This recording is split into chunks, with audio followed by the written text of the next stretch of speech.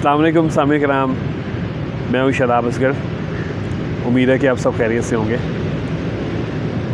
Office से फ़ारिग होने के बाद मैं एक निजी कंपनी है जिसके साथ मेरी एसोसिएशन है और मैं अपनी बाइक को यूज़ करता हूँ राइड्स वगैरह लेने के लिए।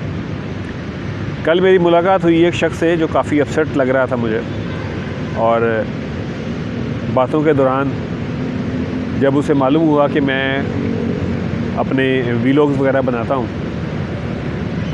तो उसने मुझे कहा कि एक मैसेज है मेरा जो आप अगर पहुँचा दें तो मैं आपका शुक्रगुज़ार होऊंगा।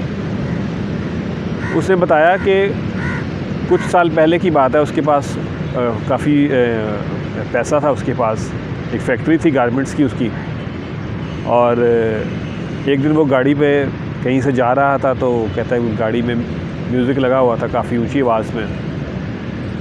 तो उसने बताया कि वो रोड के साइड पे जब जा रहा था तो वहाँ पे एक ख़ातून गुज़र रही थी जिसको वो अपनी तेज़ रफ्तारी और अपनी बेध्यानी की वजह से देख नहीं पाया, और गाड़ी जो है वो उस ख़ातून में जाके उसने हिट कर दी।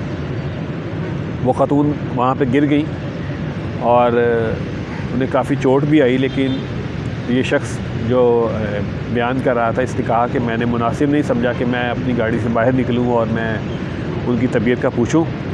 मैंने गाड़ी रिवर्स की और मैं वहाँ से निकल आया।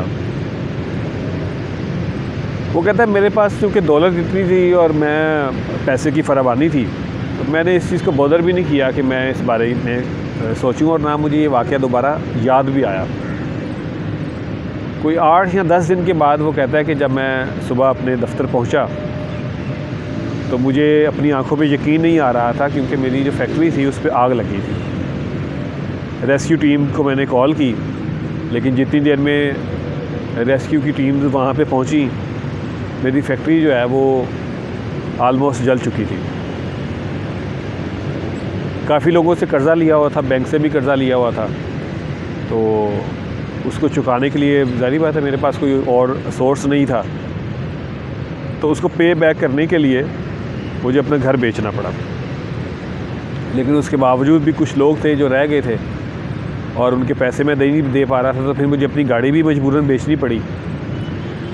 और शादी उसकी कुछ दिनों के बाद तय हुई थी, लेकिन वो चूँकि हालात सब एकदम बदल गए तो उसकी शादी भी कैंसिल हो गई।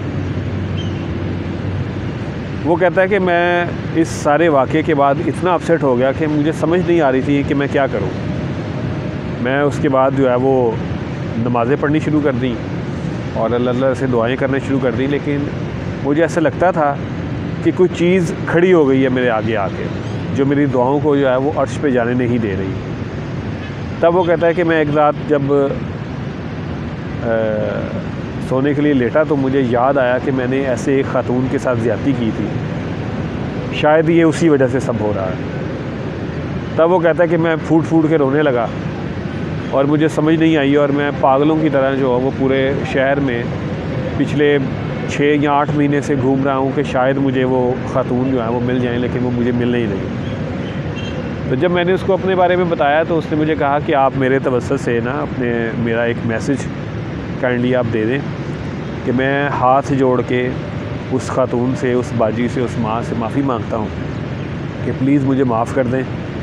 मैं उस वक्त चूँकि नशे में था अपनी दौलत के, तो मुझे कुछ भी दिखाई नहीं दे रहा था, लेकिन अब मुझे रियलाइज़ हो चुका है कि मुझे गलती की सज़ा मिल चुकी है।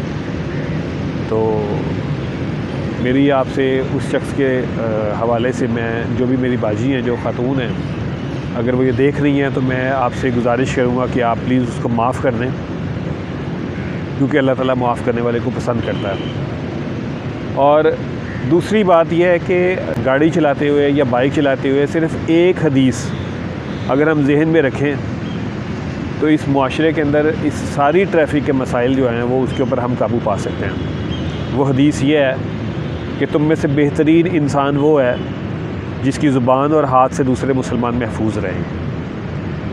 अगर मैं बाइक चलाते हुए या गाड़ी चलाते हुए ये ख़्याल रखूं कि मेरी वजह से किसी को तकलीफ़ ना पहुंचे, और अगर खुदा न खास्ता किसी को गलती से कोई हिट कर दिया है मैंने, या किसी ने मुझे हिट कर दिया है, तो मैं अपनी ज़ुबान को काबू में रखूं और खुश दिली से उसको मुआफ़ कर दूं, तो ये मुआशरा एक जन्नत बन सकता है। अपना और अपने साथ रहने वालों का ख्याल रखिएगा। आज के लिए इजाज़त दीजिए। अल्लाहुम्मा सल्ली अला सय्यिदिना व मौलाना मुहम्मद व अला आलिहि व स्वहबिहि व बारिक वसल्लम वसल्लम।